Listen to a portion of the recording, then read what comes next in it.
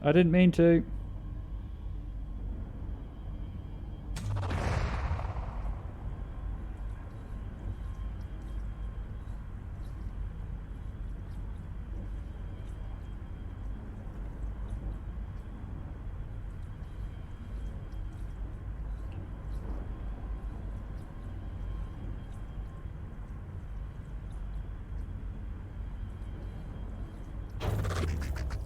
Okay, what's going on there? Let's have a quick look.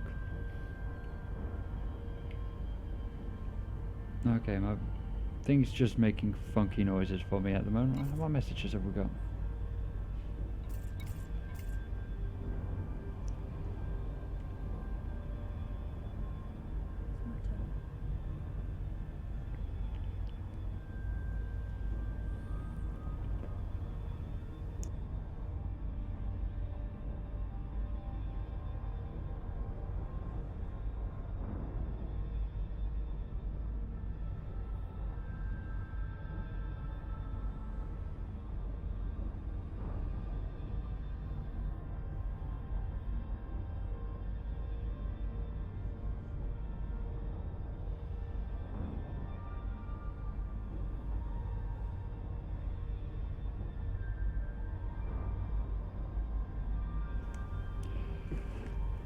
So we're just going to wait a few more minutes. We're going to wait until about 10 past.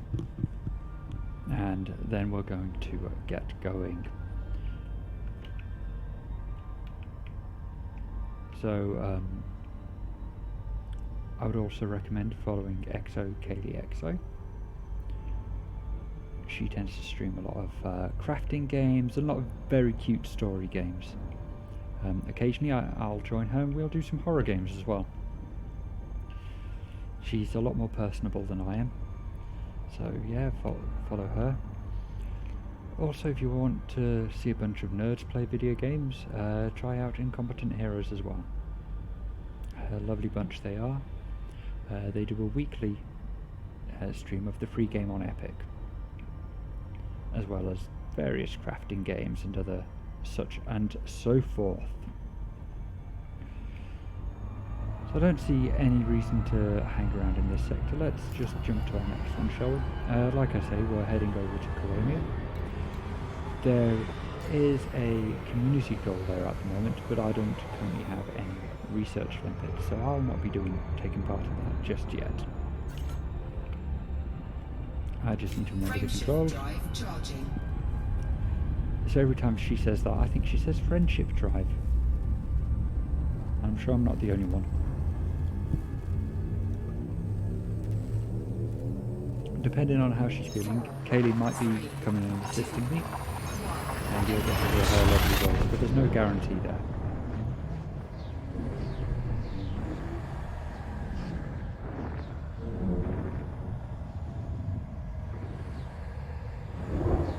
So we've just got a minute. Let's do a bit of scanning whilst we're waiting, shall we?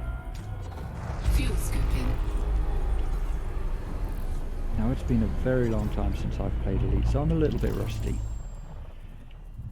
Oh, for some reason I had the controls for this inverted, which is frustrating, but never mind. Those are some absolutely adorable angels and squids there, Kaylee.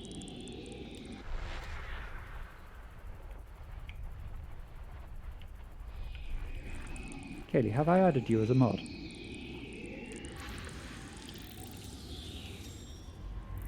Oh, I just worked it out, didn't I?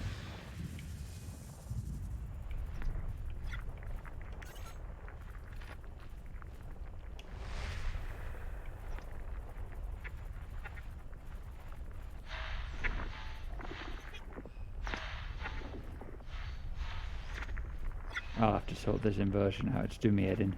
Fuel scooping complete.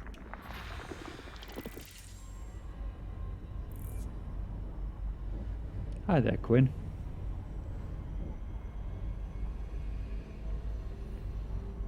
So we're just about to start the story. We're just doing a bit of scanning whilst we wait. How's it going?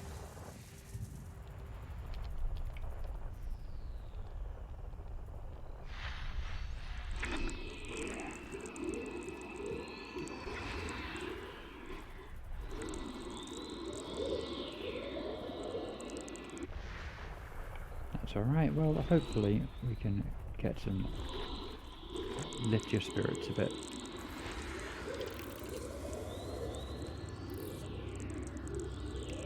I stupidly forgot to set a zoom out on this. Well, we'll worry about that. So, let's get started with the book, shall we? So, this is War of the Worlds by H.G. Wells. Book 1. The Coming of the Martians. The Eve of War. No one would have believed that in the last years of the 19th century that this world was being watched keenly and closely by intelligences greater than man's, and yet as mortal as his own. That, as men busied themselves about their various concerns, they were scrutinized and studied, perhaps almost as narrowly as a man with a microscope might scrutinize the transient creatures that swim and multiply in a drop of water. With infinite complacency, men went to and fro over this globe about their little affairs, serene in their assurance of their empire over matter. No one gave a thought to the older worlds of space as sources of human danger, or thought of them only to dismiss the idea of life upon them as impossible or improbable. It is curious to recall some of the mental habits of those departed days. As most terrestrial men fancied there might be other men upon Mars, perhaps inferior to themselves and ready to welcome a missionary enterprise, yet across the gulf of space, minds that are to our minds as ours are to those of the beasts that perish, intellects vast and cool and unsympathetic, regarded this earth with envious eyes, slowly and surely drew their plans against us. And early in the 20th century came the Great Disillusionment.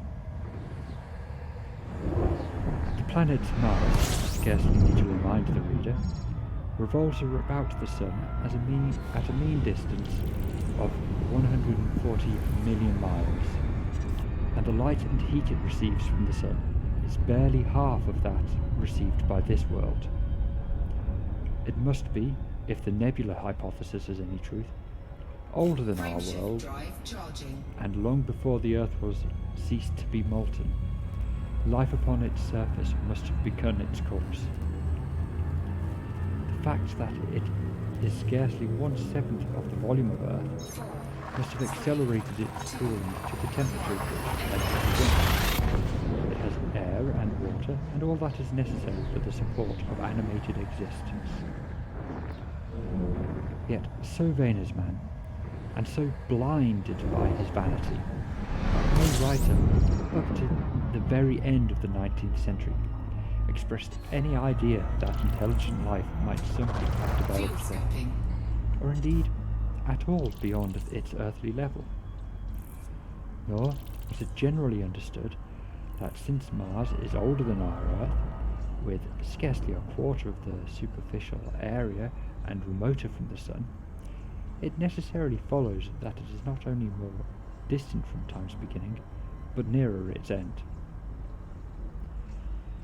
The secular cooling that must someday overtake our planet has already gone far indeed with our neighbour. Its physical condition is still largely a mystery, but we know now that even in its equatorial region, the midday temperature barely approaches that of our coldest winter. Its air is much more attenuated than ours. Its oceans have shrunk until they cover but a third of its surface, and as its slow seasons change, huge snowcaps gather and melt about either pole and periodically inundate its temperate zones. That last stage of exhaustion, which is to us still incredibly remote, has become a present-day problem to the inhabitants of Mars. The immediate pressure of necessity has brightened their intellects, enlarged their powers, and hardened their hearts. And looking across space with instruments and intelligence such as we have scarcely dreamed of, they see, at its nearest distance, only 35 million miles sunwards of them, a morning star of hope, our own warmer planet, green with vegetation and grey with water, with a cloudy atmosphere, eloquent of fertility, with glimpses through its drifting cloud wisps of broad stretches of populous country, and now navy-crowded seas. Bear with me 1 second as I just line myself up again. Frameshift drive charging. And we, men, the creatures who inhabit the earth, must be to them at least as alien and lowly as are the monkeys and lemurs to us. 4, 3, The intelligence and the intellectual side already admits that life was an incessant struggle for existence, and it would seem that this too is the belief of the minds of Mars. The world is far gone in its growth, and this world is still crowded with life, but crowded only with what they would regard as inferior animals. To carry warfare sunward is indeed their only escape from the destruction that generation after generation creeps upon them. And before we judge them too harshly, we must remember what ruthless and utter destruction our own species has wrought, not only upon animals such as the vanished bison and the dodo, but upon its inferior races. The Tasmanians, in spite of their whoa there, well, a little bit un-PC, but this was the Victorian era. I'll start again, sorry. The Tasmanians, in spite of their human likeness, were entirely swept out of existence in a war of extermination waged by European immigrants in the space of 15 years. Are we such apostles of mercy as to complain if the Martians warred in the same spirit? Okay, thanks for the heads up there, Kaylee. So what are people thinking so far? Oh, my heat levels are critical is what I'm thinking. Bear with me. So I've not actually read this book before, and looking at it through our thing, there's a fair bit of a environmental lens applied to it. I know oh, this game's just really pretty, isn't it? I knew Wells had a lot to say on class, with like the time machine and everything. But obviously there's a bit of an environmental story here, and although the language he's used isn't, regarding the natives to Tasmania, isn't strictly, isn't good, is a bit racist, he's clearly against colonialism there as well, which I just find a bit interesting. Okay, let me get to the next jump and I will carry on reading.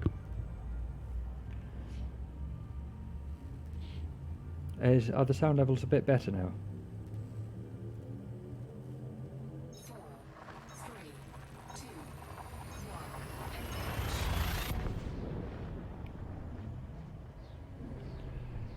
The Martians seem to have calculated their descent with amazing subtlety. The mathematical learning is evidently far in excess of ours, and to have carried out their preparations with a well-nigh perfect anonymity. Had our instruments permitted it, we might have seen the gathering trouble far back in the 19th century. Men like Schiaparelli watched the Red Planet. It is odd, by the by, that for the countless centuries Mars has been a star of war, but failed to interpret the fluctuating appearances of the markings they mapped so well. All that time, the Martians must have been getting ready. During the opposition of 1894, a great light was seen on the illuminated part of the disk. First at the Lick Observatory by Perrotin of Nice, and then by other observers. English readers of it first heard in the issue of Nature, dated August the 2nd. I am inclined to think that this blaze may have been the casting of the huge gun in the vast pit sunk into their planet, from which their shots were fired at us. Peculiar markings, as yet unexplained, were seen near the site of that outbreak during the next two oppositions. The storm burst upon us 6 years ago now, as Mars approached opposition. Lavelle of Java set the wires of the astronomical exchange palpitating with the amazing intelligence of a huge outbreak of iridescent gas from the planet. It had occurred towards midnight of the 12th, and the spectroscope, to which he had at once resorted, indicated a mass of flaming gas, chiefly hydrogen, moving with an enormous velocity towards the Earth. This jet of fire had become invisible about 12:15. He compared it to a colossal puff of flame suddenly and violently squirted out of the planet, as flaming gases rushed out of a gun. How's my fuel? Okay. A singularly appropriate phrase it proved. Yet the next day there was nothing of this in the papers, except a little note in the Daily Telegraph, and the world went in ignorance of the first of the gravest dangers that ever threatened the human race. I might not have heard of the eruption at all had I not met Ogilvy, the well-known astronomer at Ottershaw. He was immensely excited at the news, and, in the excess of his feelings, invited me up to take a turn with him that night in a scrutiny of the red planet. In spite of all that has happened since, I still remember that vigil very distinctly. The black and silent observatory, the shadowed lantern throwing a feeble glow upon the floor in the corner, the steady ticking of clockwork on the telescope, the little slit in the roof, an oblong profundity with the stardust streaked across it. Ogilvy moved about, invisible but audible, looking through the telescope, and one saw a circle of deep blue and the little round planet swimming in the field. How are we for fuel? We're doing well, but we need to get on the other side of the sun, so let's do that. It seemed such a little thing, so bright and small and still faintly marked with transverse stripes and slightly flattened from the perfect round. But so little it was, so silvery warm, a pin's head of light, as if it quivered. But really, this was the telescope vibrating with the activity of the clockwork that kept the planet in view. Frameshift drive charging. As I watched, the planet seemed to grow ever larger and smaller, to advance and recede. But that was simply that my eye was tired. 40 million miles. Whoa, I cocked up a bit there, didn't I?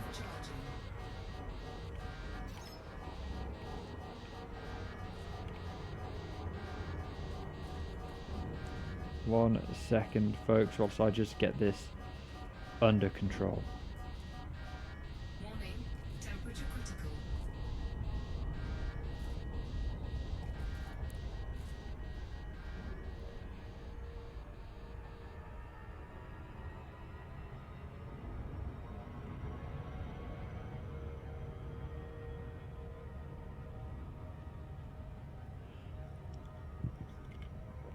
Excuse me 1 second whilst I just grab a drink.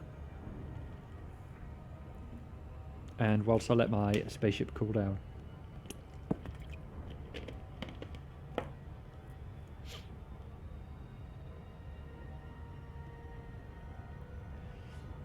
Right, let's try that again, shall we?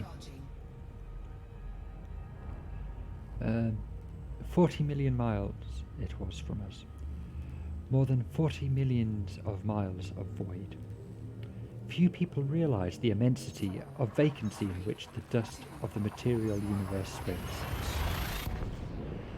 Near it, in the field, I remember there were 3 faint points of light, 3 telescopic stars infinitely remote, and all around it was the unfathomable darkness of empty space. Fuel scooping. Doing a bit more refueling here. In a telescope, it seems far profounder, and invisible to me because it was so remote and small, flying swiftly and steadily towards me across that incredible distance, drawing nearer every minute by so many thousands of miles, came the thing they were sending to us. The thing that was to bring so much struggle and calamity and death to the earth. I never dreamed of it then as I watched. No one on earth dreamed of that unerring missile. That night, too, there was another jetting out of gas from the distant planet. Complete. I saw it, a reddish flash at the edge. The slightest projection of the outline was just as the chronometer struck midnight. For those unfamiliar, a chronometer is basically a clock or a watch, a timepiece. And at that, I told Ogilvy, and he took my place. The night was warm and I was thirsty, and I went stretching my legs clumsily, feeling my way in the darkness, to the little table where the siphon stood, while Ogilvy exclaimed as the streamer of gas came towards us. That night, another missile started on its way to the Earth from Mars. Just a second or so under 24 hours after the first one. I remember how I sat on the table there, in the blackness, with patches of green and crimson swimming before my eyes. I wished I had a light to smoke by, little suspecting the meaning of the minute gleam I had seen and all that it would be presently bring me.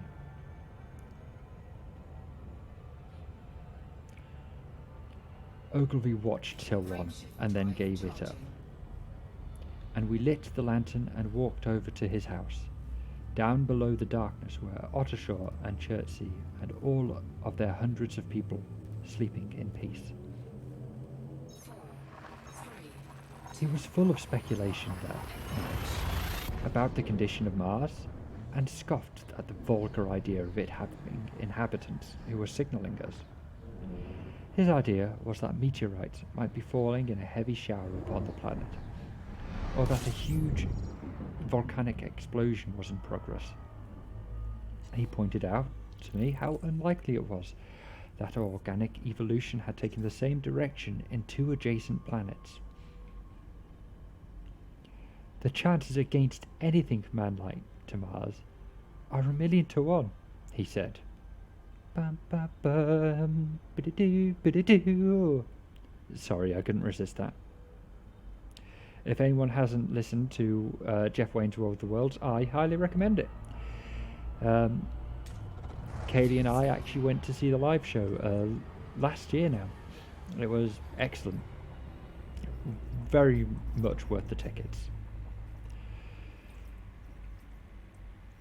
Hundreds of observers saw the flames that night, and in the night after about midnight, and again the night after, and so on for 10 nights, a flame each night.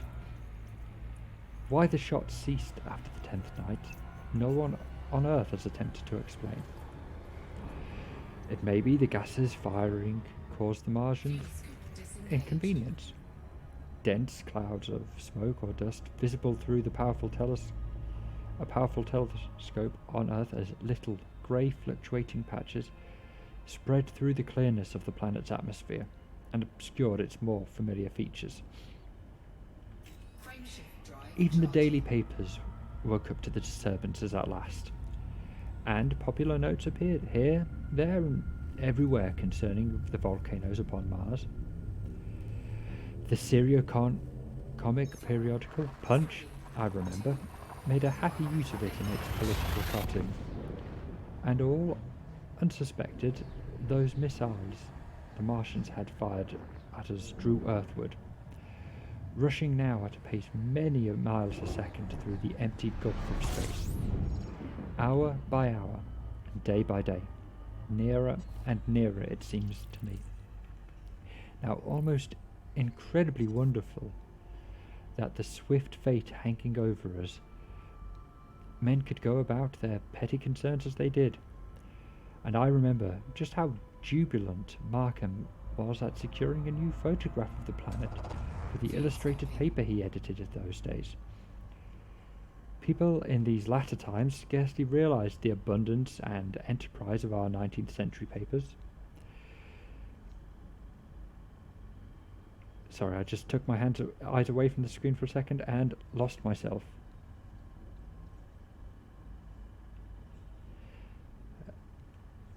I would love to be able to play the soundtrack in the background. Unfortunately, there are copyright issues with regards to that, but maybe if I drop Jeff Wayne a note, he'll allow it. In fact, yeah, why not? I'll send him a tweet or something.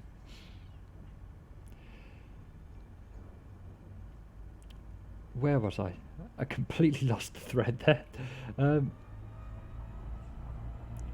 People in these latter times scarcely realised the abundance and enterprise of our 19th century papers. For my own part, I was much occupied in the learning to ride a bicycle.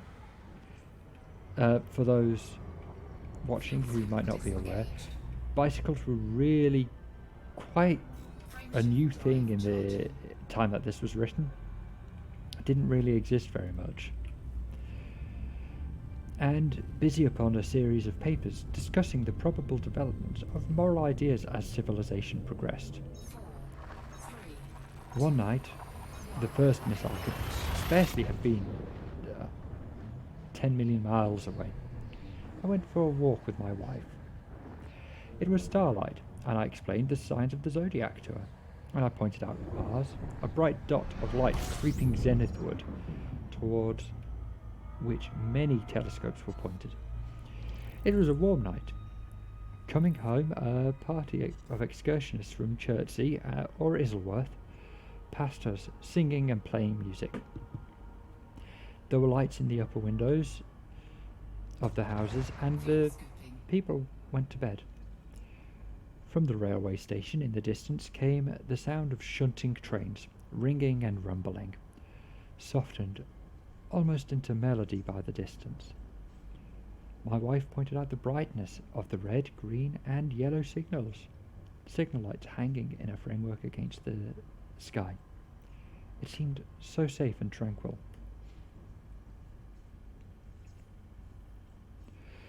Just going to take a little 5-minute break there to see how we're feeling.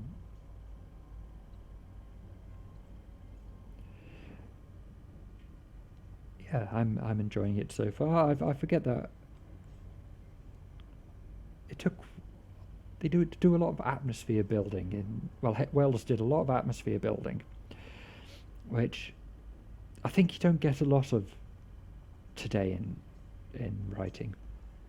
I know when I was studying writing, I was always told to start right in the action, whereas you get that a lot less in in older stories. There's a lot more world building, and a lot of the time they were paid by the word, so they did like to use a lot of them. Wells isn't so bad, but anyone familiar with Lovecraft's work will know what I'm talking about.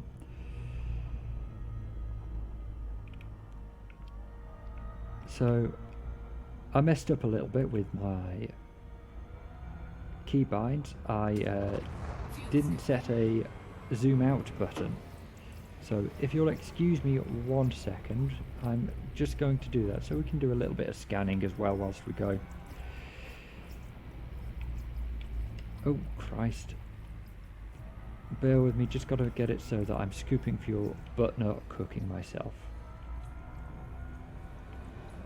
which I don't think I've got much choice. How are we there? Is that good? Yeah, that's fine. Bear with me.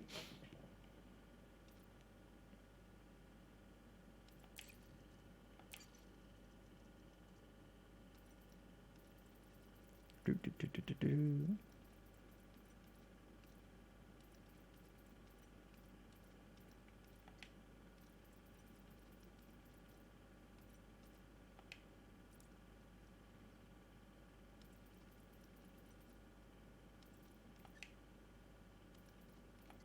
Okay, that's a bit better.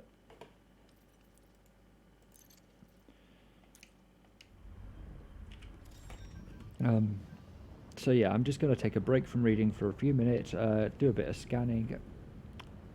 Need to do a quick energy pulse.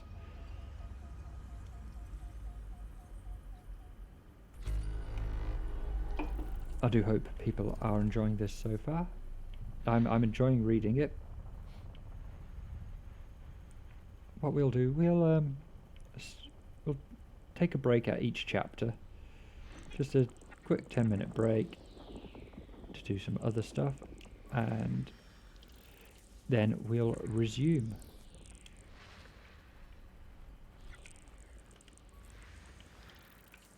Let's have a look how far I am from Colonia. I do, pardon me, sorry, I keep burping down the stream at you. So, we're following the Colonia Highway, so we've got a few stops before our next station. Do we need to fuel scoop? No, we should be fine. Only 7 jumps, nice, okay.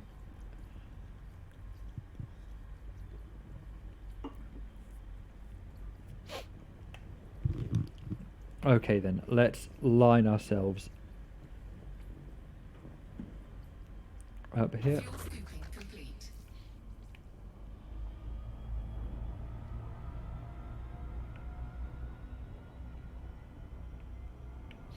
Okay, Frameshift drive charging.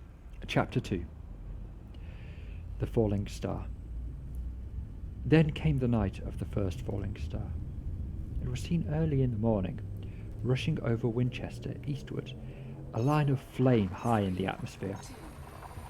Hundreds must have seen it, and taken it for an ordinary falling star.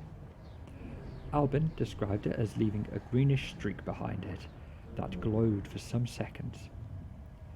Denning, our greatest authority on meteorites, stated that the height of its first appearance was about 9,100 miles. Fuel scooping. It seemed to him that it fell to Earth about 100 miles east of him. I was at home at that hour, and writing in my study. Fuel scoop disengaged. And although my French windows faced towards Ottershaw and the blind was up, for I loved in those days to look up at the night sky, I saw nothing of it. Yet, this strangest of all things that ever came to Earth from outer space must have fallen whilst I was sitting there. Visible to me, and I'd only looked up as it passed. Some of those who saw its flight say it travelled with a hissing sound. I myself heard nothing of that. Many people in Berkshire, Surrey and Middlesex must have seen the fall of it, and, at most, have thought that another meteorite had descended. No one seemed to have troubled to look for the falling mass that night. But, very early in the morning, I'll start that again, shall I? But very early in the morning, poor Ogilvy, who had seen the shooting star and who was persuaded that a meteorite lay somewhere on the common between Ottershaw and Woking, rose early with the idea of finding it. Find it he did, soon after dawn, and not far from the sand pits. An enormous hole had been made by the impact of the projectile, and the sand and gravel had been flung violently in every direction over the heath, forming heaps visible a mile and a half away. The heather was on fire eastward, and a thin blue smoke rose against the dawn. Let me just line up. Okay, let me just go around the sun. The thing itself lay almost entirely buried in the sand. Amidst the scattered splinters of a fir tree, it had shivered to fragments in its descent. Fuel The cylinder uncovered disengaged. part had the appearance of a huge cylinder, caked over and its outline softened by a thick, scaly, dun-coloured incrustation. It had a diameter of about 30 yards. I can't translate that into metric, I'm really sorry. A little under 35 meters, I think. I'm not sure on that. If anyone in chat knows, then just post it, it'd be much appreciated. He approached the mass, surprised at the size and more so at the shape, since most of meteorites are rounded more or less completely. It was, however, still hot from its flight through the air, as to forbid its near approach. A stirring noise within its cylinder ascribed to the unequal cooling of its surface, for at that time it had not occurred to him it might be hollow. He remained standing at the edge of the pit that the thing had made for itself, staring at its strange appearance, astonished chiefly at its unnatural shape and colour, and dimly perceiving even then some evidence of design in its arrival. The early morning was wonderfully still, and the sun, just clearing the pine trees towards Weybridge, was already warm. He did not remember hearing any birds that morning. There was certainly no breeze stirring, and the only sounds were the faint movements from within the cindery cylinder. Ooh, that's a lovely turn of phrase, cindery cylinder. He was all alone on the common. Just quickly checking my location. Okay, a few more jumps.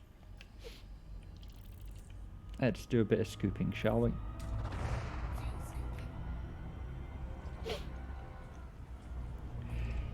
He remained standing. Oh, sorry.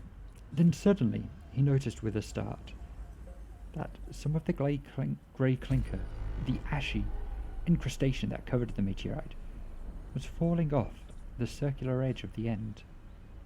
It was dropping off in flakes and raining down upon the sand. A large piece suddenly came off and fell with a sharp noise that brought his heart to his mouth. For a minute he scarcely realized what this meant, and, although the heat was excessive, he clambered down into the pit, close to the bulk, to see the thing more clearly. He fancied even then that the cooling body might have accounted for this. What disturbed that idea was the fact that the ash was falling only from the end of the cylinder. Are we scooping this fuel? We are. And then he perceived that, very slowly, the circular top of the cylinder was rotating on its body. It was such a gradual moment that he discovered it only through noticing that a black mark that had been near him 5 minutes ago was now the other side of the circumference. Even then, he scarcely understood what this indicated, until he heard the muffled grating sound and saw the black mark jerk forward an inch or so. Then the thing came upon him in a flash. The cylinder was artificial, hollow, with an end that screwed out. Something within the cylinder was unscrewing the top. "Good heavens!" said Ogilvy. There's a man in it, men in it, half roasted to death, trying to escape." At once, with a quick mental leap, he linked the thing with the flash upon Mars. The thought of the confined creature was so dreadful to him that he forgot the heat and went forward to the cylinder to help them. But luckily the dull radiation arrested him before he could burn his hands on the still glowing metal.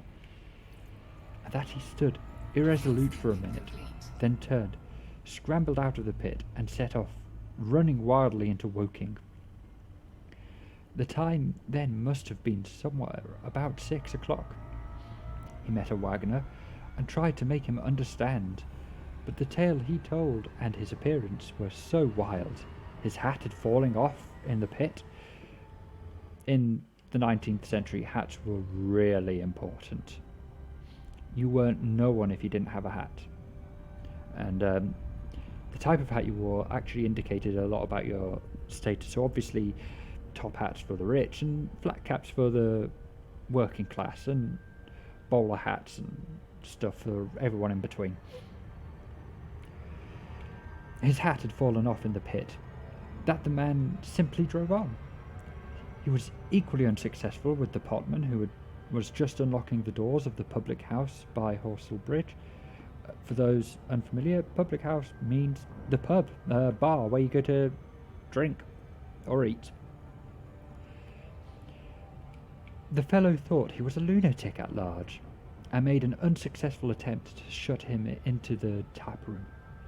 That sobered him a little, ironically. The tap room is where you have all the kegs of beer. And when he saw Henderson, the London journalist, in his garden, he called over to the paling, over the palings, and made himself understood. "Henderson," he called, "you saw that shooting star last night?" "Well," said Henderson, "it's out on Horsell Common right now." "Good Lord," said Henderson. "Fallen meteorite, that's good." "But it's something more than a meteorite. It's a cylinder, an artificial cylinder, man. And there's something inside." Henderson stood up with his spade in his hand. "What's that?" he said, deaf in one ear. Ogilvy told him all that he had seen. Henderson was a minute or two taking it in, and then dropped his spade, snatched up his jacket, and came out into the road. Sorry.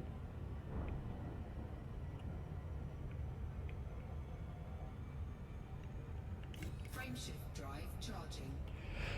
The two men hurried back at once to the common and found the cylinder still laying in the same position. But now the sounds inside had ceased, and a thin circle of bright metal showed between the top and the body of the cylinder. Air was either entering or escaping the rim with a thin, sizzling sound.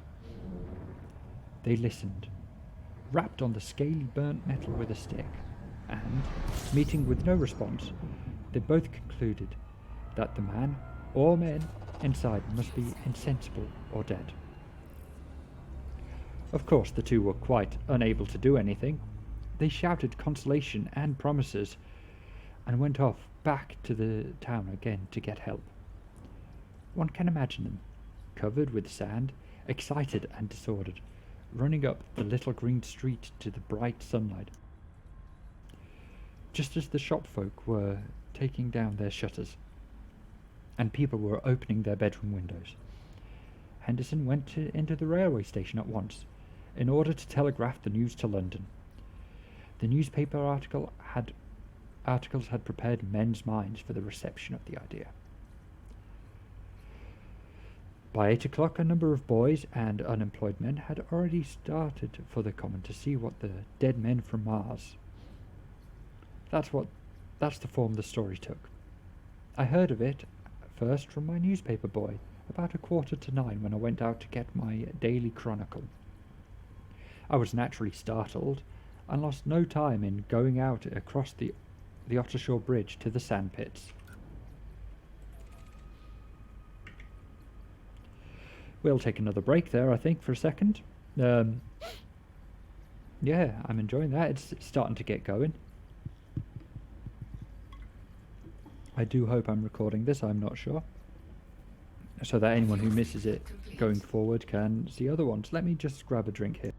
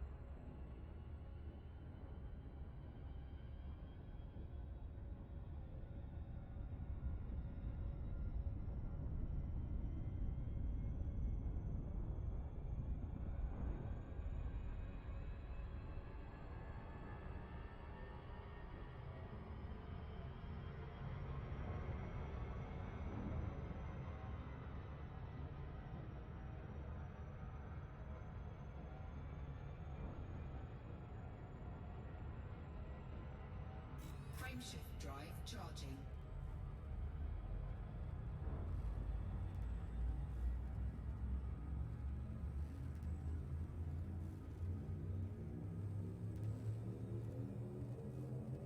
Four, three, two,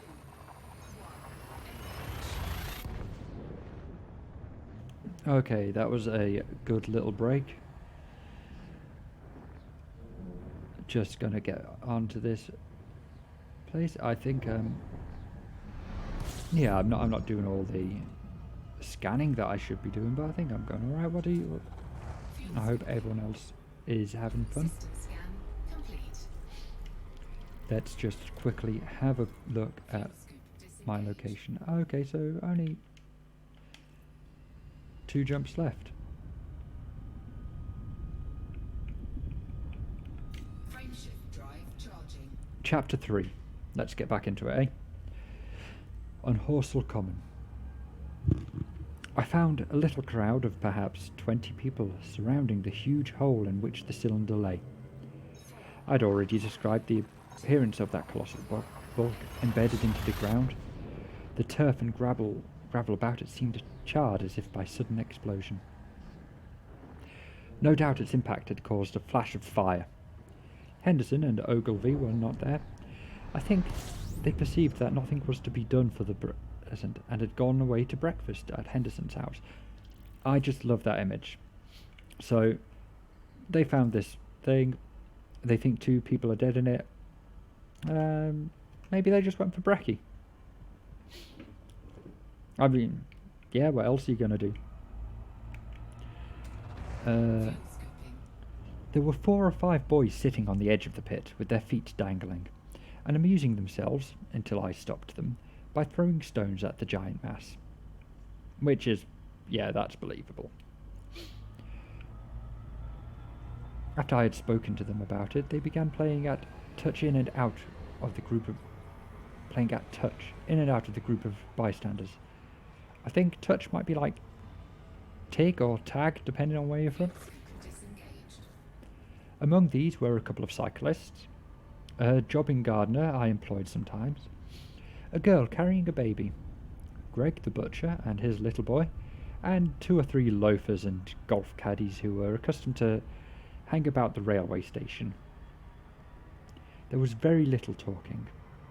Few of the common people in England had anything but the vaguest astronomical ideas in those days. Many of them were staring quietly at the big table at the big table-like end of the cylinder, which was still as Ogilvy and Henderson had left it.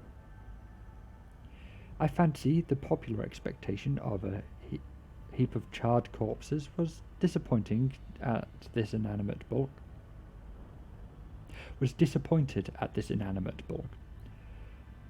Some went away whilst I was there, and other people came.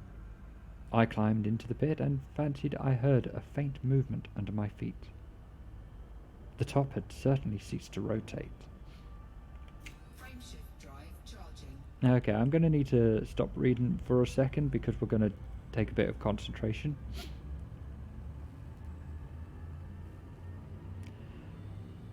I will, provided this is recording, I will edit down this stream and I'll be popping it on a YouTube channel at Mike's in Space.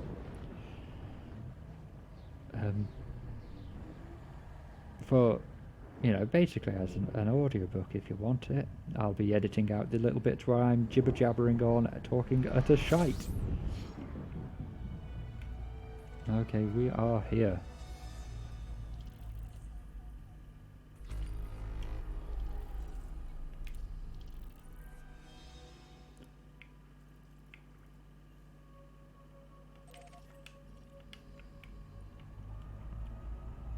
Let's see if this place has any research limpets, shall we?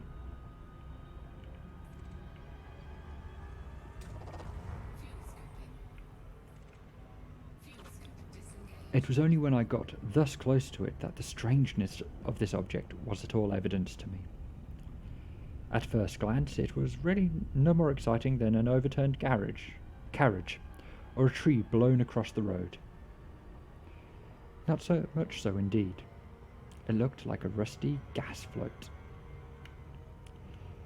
It required a certain amount of scientific education to perceive that the grey scale of the thing was no common oxide, that the yellowish white metal that gleamed from the crack between the lid and the cylinder had an unfamiliar hue. Extraterrestrial had no meaning for most onlookers. At that time, it was quite clear in my own mind that the thing had come from the planet Mars. But I judged it improbable that it contained any living creature. I thought the unscrewing might be automatic.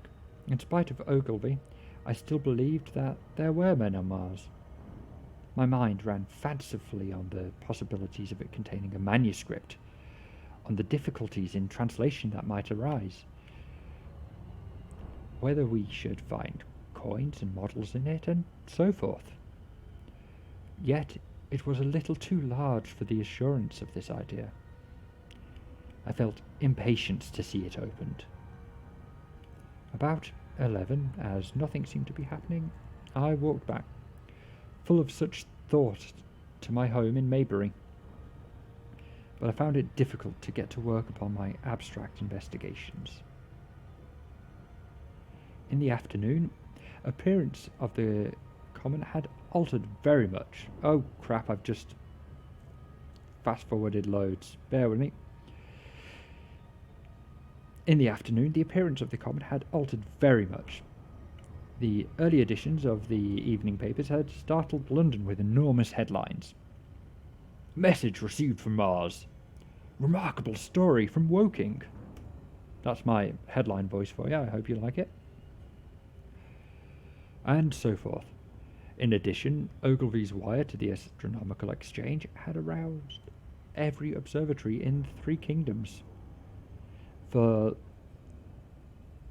I'm not sure if Northern Ireland was part of the UK solidly at that time, but the Three Kingdoms are England, Scotland, and Wales.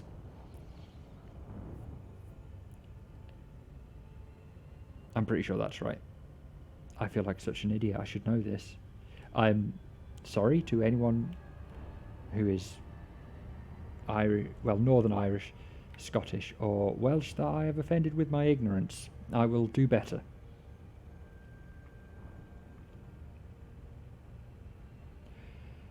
There were half a dozen flies or more from... Okay, this I'm not sure of. I'll start that again. There were half a dozen flies or more from the Woking station, standing in the road by the sandpits. A basket case from Coburn, and a rather lordly carriage. Beside that, there were quite a heap of bicycles.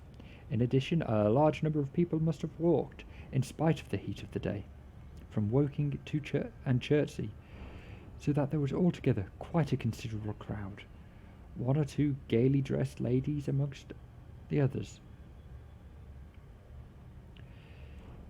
It was glaringly hot, not a cloud in the sky, nor a breath of wind, and the only shadow was that of the few scattered pine trees. The burning heather had been extinguished, but the level ground towards Ottershaw was blackened as far as one could see, and still giving off vertical streamers of smoke. An enterprising sweetstuff dealer from the Coburn Road had sent up his son with a barrow load of green apples and ginger beer. Wherever there is a gathering, you will always find a man with a cart. That was me, not the... And actually, I think I was quoting Pratchett. Going to the edge of the pit, I found it occupied by a group of about half a dozen men. Henderson, Ogilvy, and a tall, fair-haired man that I afterwards learned was Stent, the Astronomer Royal, with several workmen wielding spades and pickaxes. Stent was giving directions in a clear, high-pitched voice.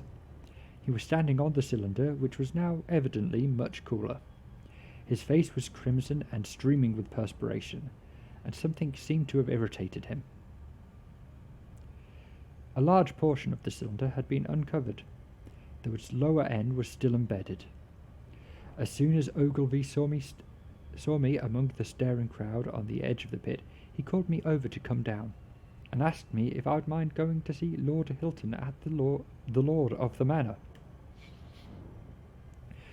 So, in England, even now, although we don't really know about it as much, you would have someone who is kind of in charge of an area. It was much more pronounced back then than it is now, but the Lord of the Manor would be the local lord of the area, and whilst he may not have any real say in the goings on of things, he still had a lot of political power back then. And like I say, it's not so much anymore, mainly because that kind of thing has been heavily eroded, which I think is a good thing, and I'm sure Wales would think as well, actually. The growing crowd, he said, was becoming a serious impediment to the excavations, especially the boys. He wanted a light railing put up to help keep the people back. Oh, shit. Bear with me 1 second, folks.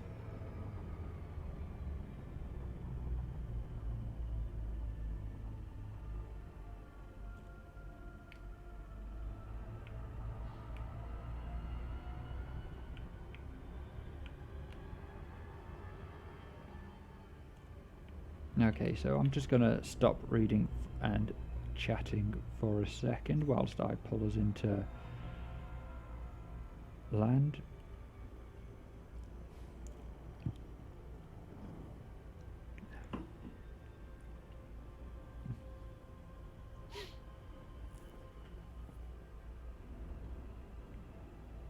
So the copy of this I'm reading is courtesy of the Gutenberg Project.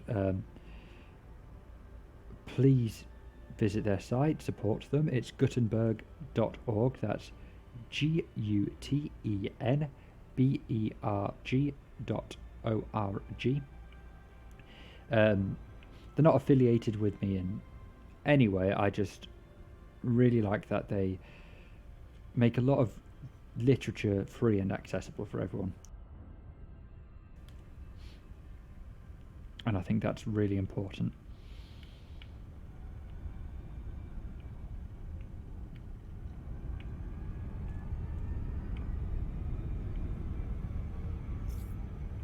God, this game's pretty, don't you think? Look at that.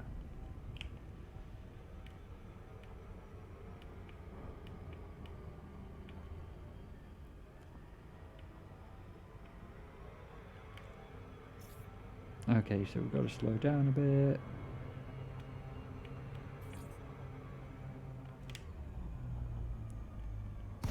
There we go.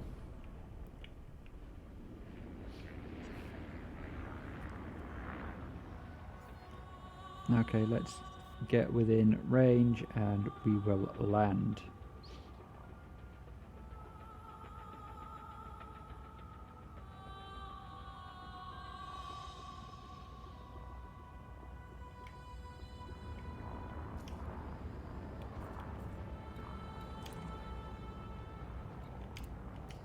Docking request granted. Pad 3. Where the hell is pad 3?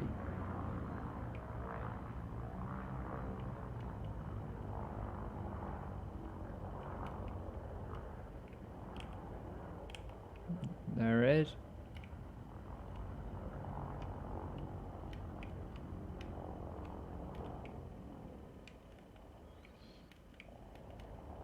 Oh shit, didn't mean to go that. Warning, landing gear not deployed. Cargo scoop deployed. Flight assist. There we go. I forgot my buttons. I do apologise. Landing gear deployed.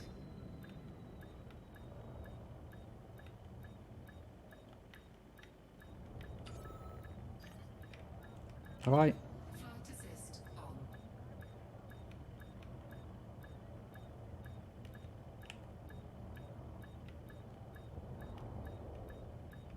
accidentally activated what's it called? Flight assist. Right. Okay, I'm going to take a proper break there for a minute. Yeah, we'll be back in about 10-15 minutes. Talk to you soon.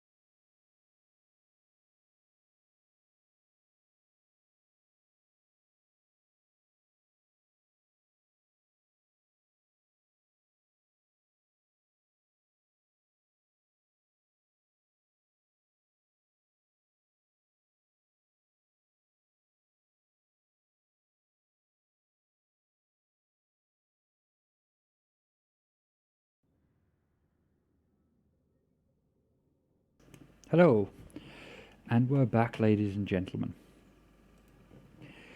Okay, so I did a little bit of boring admin stuff whilst we were away. Set our next station. Oh, got some letters. Oh, we've increased our reputation, isn't that lovely?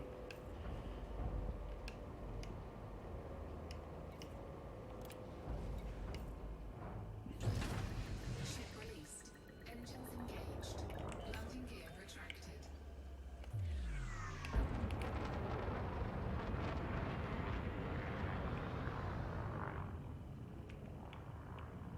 Okay.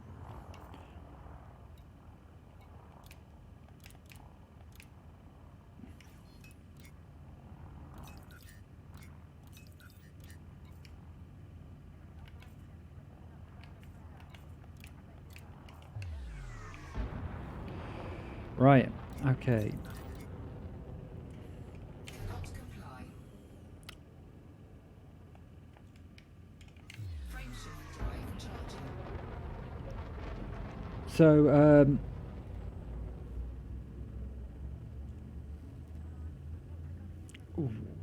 where we left it, we had just gotten to the cylinder of the common. The main character, who is yet to be named, we'll call him the journalist, had just been asked to go to the Lord of the Manor because they want to set up some railing up to keep everyone back. We'll start from the beginning of this page, which will recover a bit of old ground. The growing crowd, he said, had become a serious impediment to their excavations. Especially the boys. They wanted a light railing put up, and helped to keep the people back. He told me that a faint stirring was still occasionally audible within the case, but that the workmen had failed to unscrew the top, as it afforded no grip to them. The case appeared to be enormously thick, and it was possible that the faint sounds we heard represented a noisy tumult in the interior. I was very glad to do as he asked, and so become one of the privileged spectators within the contemplated enclosure. I failed to find Lord Hilton at his house, but I was told he was expected from London by 6 o'clock from Waterloo, and as it was then about 5:15, I went home, had some tea, and walked up to the station to waylay him. So we've already had people, perhaps a thing from another world coming and going off to get breakfast. And this chap, in perhaps the most exciting day of his life, just goes home to have some tea. Now, a year ago, I would have said that's unbelievable. But considering how people have reacted to all sorts of things this year and just gone about their daily lives, it's fairly believable.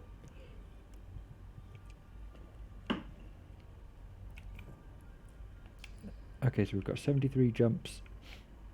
Cool. Chapter 4. The cylinder opens. When I returned to the common, the sun was setting. Scattered groups were hurrying from the direction of Woking, and 1 or 2 persons were returning. The crowd about the pit had increased, and stood out black against the lemon yellow of the sky. A couple of 100 people, perhaps. There were raised voices, and some sort of struggle appeared to be going on about the pit.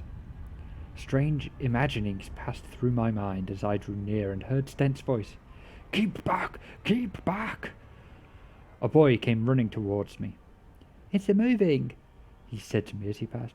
"A screwing and a screwing out. I don't like it. I'm going home, I am." I went on to the crowd. There were really, I should think, 200 or 300 people elbowing and jostling one another. The 1 or 2 ladies there being by no means the least active. "He's fallen in the pit!" cried someone. "Keep back!" cried several.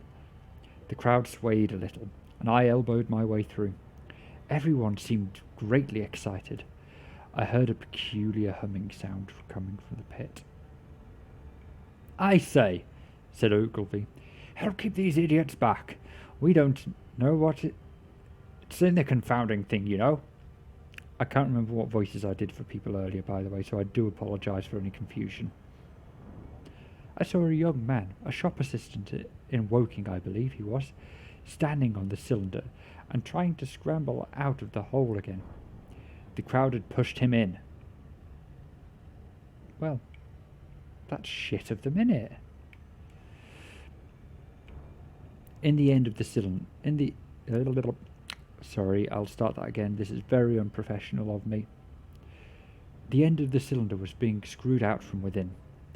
Nearly 2 feet of shining screw projected. Somebody blundered against me, and I narrowly missed being pitched onto the top of the screw. I turned, and as I did so, the screw must have come out, for the lid of the cylinder fell upon the gravel with a ringing concussion. I stuck my elbow into the person behind me and turned my head towards the thing again. For a moment, that circular cavity seemed perfectly black. I had the sunset in my eyes. I think everyone expected to see a man emerge. Possibly something a little unlike us terrestrial men, but in all essentials a man. I know I did. But looking, I presently saw something stirring within that shadow. Greyish, billowy movements, one above another, and 2 luminous discs, like eyes. Then something resembling a little grey snake, about the thickness of a walking stick, coiled up out of the writhing middle, and wriggled in the air towards me, and then another. A sudden chill came over me. There was a loud shriek from the woman behind. I half turned, keeping my eyes fixed upon the cylinder still, from which other tentacles were now projecting, and began pushing my way back from the edge of the pit. I saw astonishment giving place to horror on the faces of the people about me. I heard inarticulate exclamations on all sides. There was a general movement backwards, and I saw the shopman struggling still on the edge of the pit. I found myself alone, and saw the people on the other side of the pit running off, Stent amongst them. I looked again at the cylinder, and ungovernable terror gripped me. I stood petrified and staring. A big, greyish rounded bulk, the size perhaps of a bear, was rising slowly and painfully out of the cylinder. As it bulged and caught the light, it glistened like wet leather. 2 dark-coloured eyes were regarding me steadfastly. The mass that framed them, the head of the thing, was rounded and had, one might say, a face. There was a mouth under the eyes, the lipless brim of which quivered and panted and dropped saliva. The whole creature heaved and pulsated convulsively. A lank, tentacular appendage gripped the edge of the cylinder. Another swayed in the air. Those who have never seen a living Martian can scarcely imagine the strange horror of its appearance. The peculiar V-shaped mouth with its pointed upper lip, the absence of brow ridges, the absence of a chin beneath the wedge-like lower lip, the incessant quivering of its mouth, the gorgon groups of tentacles, the tumultuous breathing of the lungs in a strange atmosphere, the evident heaviness and painfulness of movement due to greater gravitational energy of the Earth. Above all, the extraordinary intensity of the immense eyes, were at once vital, intense, inhuman, crippled, and monstrous.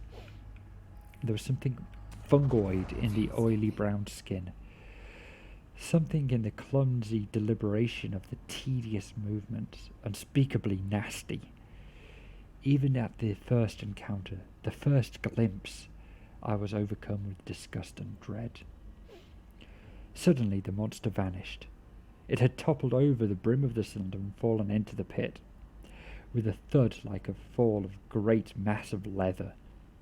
I heard it give a peculiar, thick cry, and forthwith another of these creatures appeared darkly in the deep shadow of the aperture. I turned and, running madly, made for the first group of trees, perhaps 100 yards away. But I ran slantingly and stumbling, for I could not avert my face from these things. There, amongst the young pines and furze bushes, I stopped, panting, and waited further developments.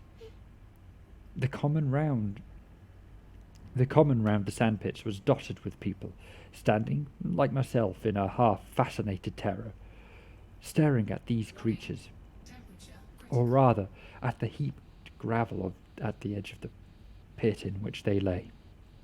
And then, with renewed horror, I saw a round black object bobbing up and down on the edge of the pit.